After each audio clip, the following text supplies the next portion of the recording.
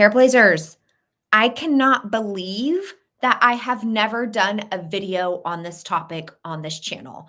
I am sitting here doing work, looking for a video on this topic, could not find it, and thought, what in the world? How have I not recorded this for all of you yet?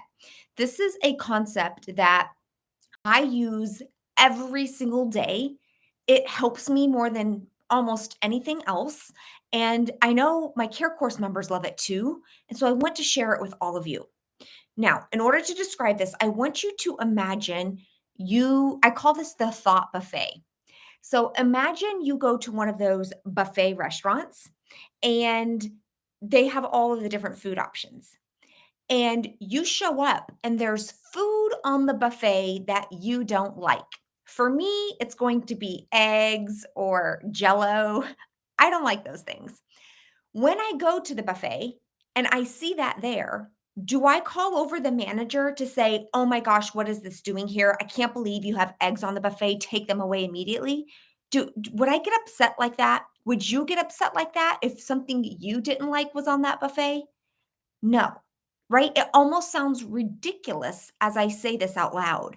However, this is how so many people go through life. What ends up happening is we have thoughts all day long, all the time. We have like 40,000 thoughts a day, something like that. Some of those thoughts we are not going to like. They're going to be awful. They're going to make us feel awful. We're not going to be proud of them. For me, I have thoughts like, I should know better by now. This shouldn't be happening. I have thoughts that lead me to feel frustrated, like I can't believe I'm still making that mistake, or I can't believe I still let that person get under my skin. I have these thoughts all the time. As human beings, these thoughts are going to pop in. We can't change that initial thing from happening. However, what I love doing and what helps me so much is I picture them like buffet options. And I realize, oh, I actually don't like that thought. That thought makes me feel horrible. That thought does not serve me in any way. It doesn't help me in caregiving. It doesn't help my life. It doesn't help my relationship. So, because it's a buffet and it's one of those never-ending ones that they never kick you out, I just stop eating on that plate and I go choose another thought. And I get to purposefully choose the thoughts I know will serve me better. Like, I'm made for this. I can do hard things. I know this is temporary. There's nothing I can't do. I purposefully go and load up my plate with those kinds of thoughts. I don't get upset that the thoughts I don't like are still there, just like I would never get upset and call a manager over that there's eggs or jello on the buffet. It just makes no sense to get upset for something that is just going to be there as an option. What we do when we focus on the thoughts that we don't want, the thoughts that we know don't serve us, what we are essentially doing is loading up our plate on this buffet with the one thing we hate. We keep putting it on our plate and then we take it back and we keep eating more. And the whole time we don't like it. The whole time it's making us sick. The whole time we're hating every minute of it, not realizing we could just put that plate away and we can go choose again.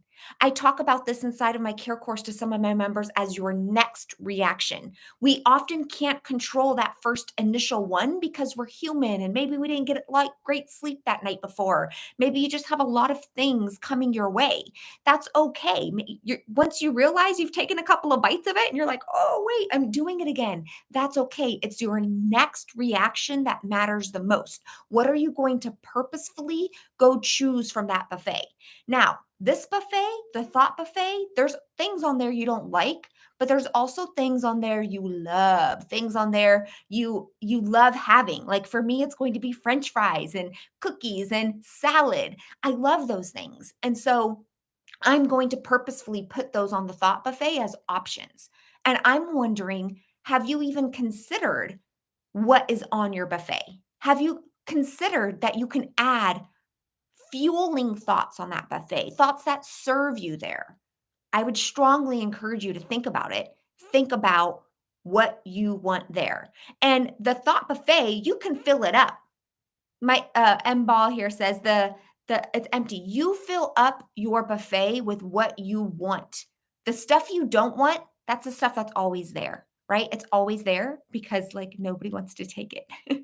So just I hope this analogy helps you. It helps me in so many ways. And sometimes I literally catch myself after I've already maybe devoured the thought that I put on my plate.